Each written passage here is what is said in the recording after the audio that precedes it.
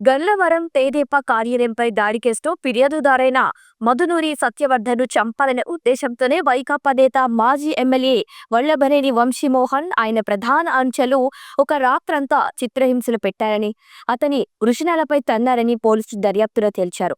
తొలుత విజయవాడ నుంచి అతన్ని అపహరించి, భయపెట్టి, బెదిరించి గన్నవరం తెదేపా కార్యాలయంపై దాడి కేసు ఉపసంహరించుకుంటున్నట్టుగా అఫిడవిట్పై సంతకాలు చేయించుకున్నారని, ఆ తర్వాత న్యాయస్థానానికి తీసుకువెళ్లి ఆ కేసుకు తనకు సంబంధం లేదని, ఘటన జరిగిన సమయంలో తాను అక్కడ లేనంటూ వాంగ్మూలం ఇప్పించారని గుర్తు చేశారు. అయితే ఆ వాంగ్మూలానికి కట్టుబడి ఉండకపోతే సత్యవర్ధన్ కుటుంబ సభ్యుల్ని చంపేస్తామంటూ బెదిరించారని తేల్చారు.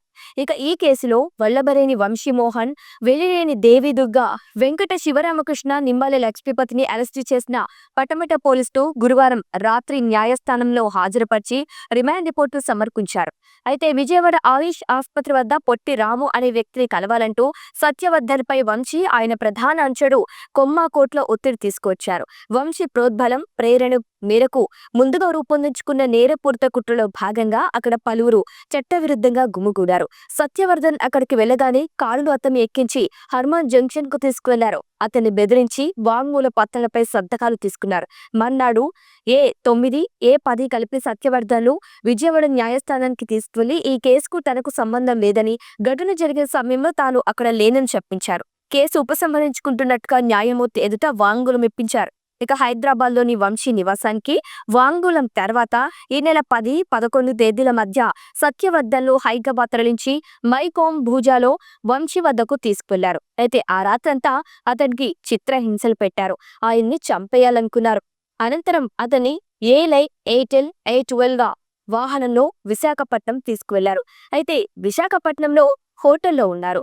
ఇక ఫిబ్రవరి 12న సత్యవర్ధన్లు A11కు చెందిన ఎండాడాలోని ఓ ఫ్లాట్లో ఉంచారు. అతనితో పాటు A7, A8, A10 కూడా అక్కడే ఉన్నారు. A10 ఇప్పటికీ అదే అతిథి గృహంలో ఉన్నారు. ఇక సత్యవర్ధన్ విజయవాడ నుంచి హైదరాబాద్ నుంచి విశాఖపట్నానికి తీసుకువెళ్లారు. వేల్పుల వంశీ పరారీలో ఉన్నారు. అయితే రిమాండ్ రిపోర్ట్లో 12 మందిని నిందితులుగా పేర్కొన్నారు పోలీసులు. ఇక వారిలో 5గురి పేర్లను ప్రస్తావించలేదు. ఇక మాజీ ఎమ్మెల్యే వంశీకి తీవ్రమైన నేర చరిత్ర ఉంది. ఇక ఇదే స్వభావంతో మిగిలిన నిందితులను కూడా నేరం చేసేలా ప్రోత్సహించారు. వంశీపై 16 క్రిమినల్ కేసులున్నాయి. వైద్య పరీక్షల అనంతరం వంశీతో పాటు వెంకట శివరామకృష్ణ ప్రసాద్, లక్ష్మీపతిని న్యాయస్థానంలో హాజరుపరిచారు. తొలుత వంశీని న్యాయాధికారి రామ్మోహన్ తన ఛాంబర్కు పిలిచారు. ఈ సందర్భంగా వంశీ తనకు పోలీసులకు రిమాండ్ రిపోర్ట్ ఇవ్వలేదని తెలిపారు. వెంటనే అందజేయాలని న్యాయాధికారి ఆదేశించారు. ఇక పోలీసుల రిమాండ్ రిపోర్టును ఆలస్యంగా తీసుకురావడంతో న్యాయాధికారి అసహనం వ్యక్తం చేశారు. అనంతరం వాదనలు ప్రారంభమయ్యాయి. ప్రాసిక్యూషన్ తరపున రాజేంద్ర ప్రసాద్ వాదించగా, నిందితుల తరపున మాజీ ఏఏజీ పొన్నవూరు సుధాకర్ రెడ్డి తన వాదనలు వినిపించారు.